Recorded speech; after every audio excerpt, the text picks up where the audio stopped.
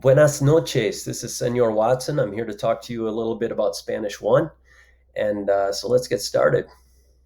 Class materials. You're going to need a 70-page spiral notebook.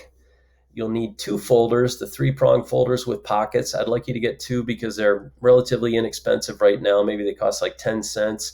And get two because they tend to get kind of trashed, being taken in and out of backpacks, things like that. And then finally, pens and pencils. It's very important this year that you bring your own pen or pencil with our COVID concerns. So be sure to have plenty of those. Quien soy? Who am I? Originally, I'm from Michigan. That's where I grew up. I have a bachelor's in Spanish literature from the University of Colorado and an associate's in visual communications, which is like graphic design and computer graphics. In 2012, I got my teaching license from the UC, University of Colorado Denver School of Education, their urban education program.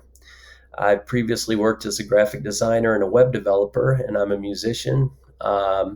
Before becoming a graphic designer, I spent a little time playing in bands. In 2011, I studied abroad briefly at the University of Granada in Granada, Spain. This is my 8th year of professional teaching, plus I had 2 years as a student teacher. And I'm also a former IB teacher. I have Category 2 training in the middle years program and the diploma program for those of you who are familiar with that. I live in Arvada with my wife, Angela. My daughter, Sydney, is a freshman at CU Boulder. She's starting out there this year. And my daughter, Zoe, is a junior at Ralston Valley. I love to fish, hike, camp, kayak, play ice hockey. And I also love to travel to Spanish-speaking countries when I get a chance to do so. Not many chances this year, though. La clase de Español 1, Spanish 1. This class is designed to introduce students to Spanish language and culture. The course will emphasize basic grammar and simple vocabulary so that students can begin to write, read, speak, and understand the language at a basic level. So this is a beginner's course, foundation for your Spanish studies. Comprehensible input. My teaching, the things I do in class go beyond traditional grammar and vocabulary focus, and my instruction incorporates comprehensible input strategies such as TPRS storytelling, circle questioning, ping pong reading, and other engaging activities that focus on repetition, listening for meaning, and finally demonstrating understanding.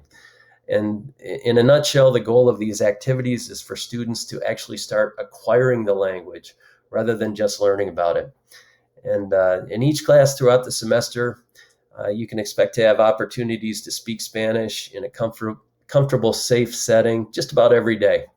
We do some speaking. So let's see, class grading. A student's grade is comprised of the categories listed below. We have summative assessments. Those are the ones that measure proficiency. Those will make up 60% of your grade. And those tests are interpretive reading and listening tests, interpersonal speaking tests, presentational writing and speaking tests, and a final exam or final project.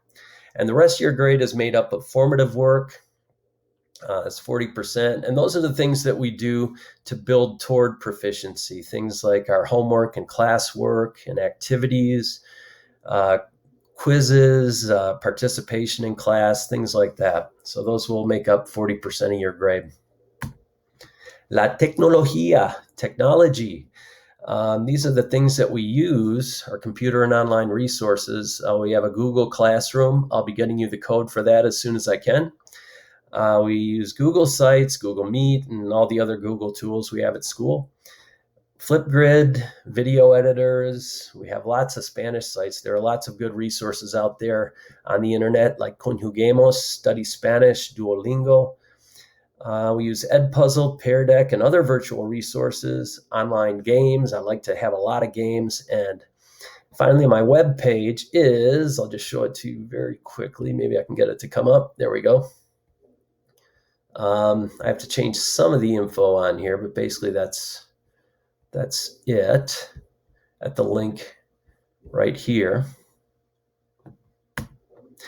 And finally, my contact info. My voicemail is 303-982-3502. The best way to contact me, though, is through email, spwatson@jeffcoschools.us. Uh, Even if you want to speak to me on the phone, if you could, send me an email. That's the best way to get in touch with me, and I can leave a number. If you leave a number, I can call you back, or I can respond via email. However you'd like to contact me. So that's about it. I look forward to teaching you this year, and nos vemos. See you later.